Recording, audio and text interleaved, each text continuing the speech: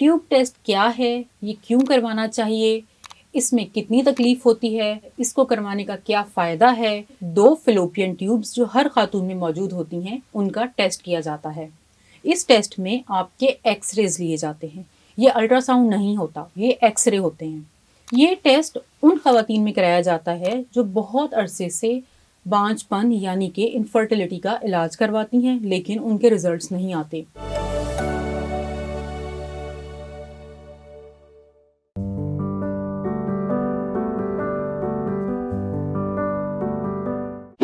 अस्सलाम वालेकुम, मेरा नाम डॉक्टर जवेरिया है और मेरा ताल्लुक गायनी ऑप्स के शोबे से है। इस वक्त मैं लाहौर में एज एन IVF कंसल्टेंट काम कर रही हूँ। इस वीडियो में आज हम हिस्टेरोसेल्पिंजोग्राफी यानी कि ट्यूब टेस्ट के बारे में बात करेंगे। ट्यूब टेस्ट क्या है, ये क्यों करवाना चाहिए, इसमें कितनी तकलीफ होती है और इसको करवाने से क्या नुकसान हो सकता है, इसको करवाने का क्या फ़ायदा है। और हर डॉक्टर जब बहुत अरसे तक किसी भी इनफर्टिलिटी का इलाज नहीं कर पाता तो वो आपको ट्यूब टेस्ट लिखकर क्यों दे देता है। ये तमाम सवाल आपके जहनों में होंगे क्योंकि ये चीज़ें हम अपने क्लिनिक में देखते रहते हैं।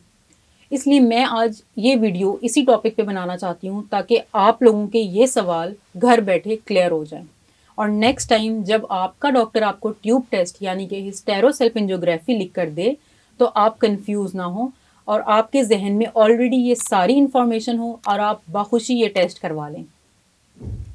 हिस्टेरोसेल्पिंजोग्राफी यानी कि ट्यूब टेस्ट ऐसा टेस्ट है जिसके अंदर आपकी ट्यूब्स यानी कि 2 फ़ैलोपियन ट्यूब्स जो हर खातून में मौजूद होती हैं, उनका टेस्ट किया जाता है।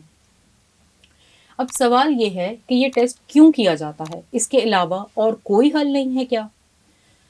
तो इसका जवाब ये है कि हिस्टेरोसेल्पिंजोग्राफी एक अकलौता ऐसा टेस्ट है जिसमें आपकी ट्यूब्स के बारे में बहुत अच्छे तरीके से जाना जा सकता है। अगर आप हिस्टेरोसेल्पिंजोग्राफी नहीं करवाते तो इसका दूसरा ऑप्शन होता है डायग्नोस्टिक लेप्रोस्कोपी। उसमें आपको पूरा बेहोश किया जाता है और जिस्म पे छोटे छोटे से चीरे भी दिए जाते हैं जिसके थ्रू कैमरा डालते हैं। इसलिए बेहतर ये है कि आप उससे एक स्टेप पीछे यानी हिस्टेरोसेल्पिंजोग्राफी करवा लें। डायग्नोस्टिक लेप्रोस्कोपी एक महंगा टेस्ट है जबकि हिस्टेरोसेल्पिंजोग्राफी एक सस्ता टेस्ट है।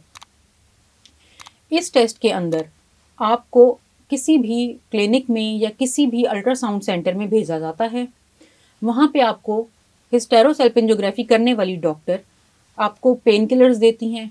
वो पेन किलर लेने के बाद आपको एक रूम में ले जाया जाता है जिस तरह से आपको अल्ट्रासाउंड के लिए किसी भी कमरे में लेके जाते हैं और आपका अल्ट्रासाउंड करते हैं। इस टेस्ट में आपके एक्सरेज लिए जाते हैं। ये अल्ट्रासाउंड नहीं होता, ये एक्सरे होते हैं। आपको कमरे में ले जाया जाता है। आपके साथ जो आपकी डॉक्टर हैं वो आपकी बॉडी में डाई इस्तेमाल करती हैं, यानी डाई एक दवाई होती है। उस दवाई को आपकी बॉडी में डाला जाता है और जब इसको आपकी बॉडी में डालते हैं आपको थोड़ी सी तकलीफ होती है। उसके बाद अगर तो आपकी ट्यूब्स खुली हैं तो ये डाई दोनों साइडों से ट्यूब्स में जाती है और आपके पेट में फैल जाती है। इससे हमें ये पता चलता है कि आपका एक्सरे बिल्कुल ठीक है।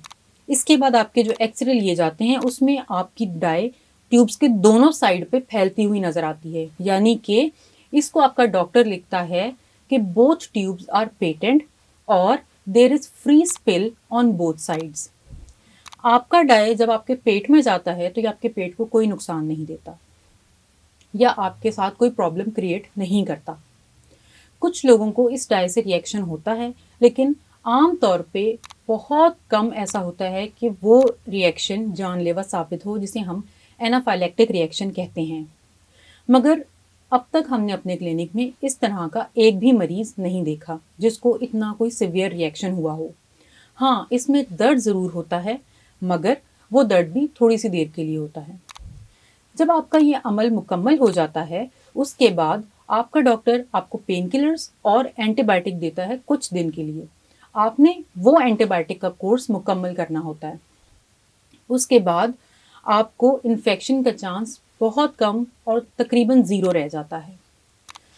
ये टेस्ट उन ख़वातीन में कराया जाता है जो बहुत अरसे से बांझपन यानी कि इनफर्टिलिटी का इलाज करवाती हैं लेकिन उनके रिजल्ट्स नहीं आते। अंडा बनता है, बहुत अच्छा बनता है, लेकिन आगे प्रेगनेंसी पॉजिटिव नहीं होती। फिर आपका डॉक्टर आपको ये टेस्ट लिख कर देता है कि शायद कहीं पे आपकी ट्यूब ब्लॉक है, जिसकी वजह से आपका अंडा तो बनता है लेकिन बच्चा बनने का अमल मुकम्मल नहीं हो पा रहा, और इसके लिए आपका ये ट्यूब टेस्ट करना लाजिम होता है।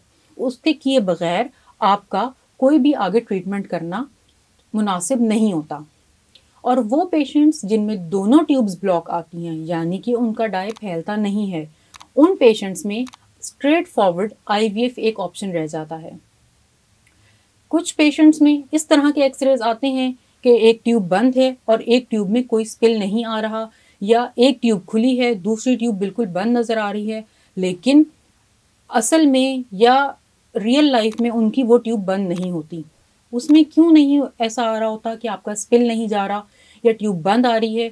वो इसलिए आता है क्योंकि कभी कभी इस प्रोसीजर के दौरान कोई ट्यूब स्पैज़म में जा सकती है, यानी कि उस ट्यूब में सुकड़ाव पैदा हो सकता है, वो कॉन्ट्रैक्ट होकर बंद हो सकती है। तो ऐसी ट्यूब जो एक्चुअली खुली है वो ट्यूब बंद भी आ सकती है। ये इसका एक छोटा सा प्रॉब्लम है, मगर 100 लोगों में से बहुत कम लोग ऐसे होते हैं जिसमें ये प्रॉब्लम हो। अदरवाइज ये टेस्ट एक बहुत अच्छा डायग्नोस्टिक टेस्ट है। आज आपको हिस्टेरोसल्फिंजोग्राफी के बारे में बहुत ज़्यादा मालूमात देने की कोशिश की है कि मैं आपको आसान अल्फाज में मैक्सिमम बातें आपके साथ शेयर कर सकूं। इसके अलावा अगर आपने और भी कुछ पूछना है तो आप तिब्बी के प्लेटफॉर्म से मुझसे रब्ता कर सकते हैं।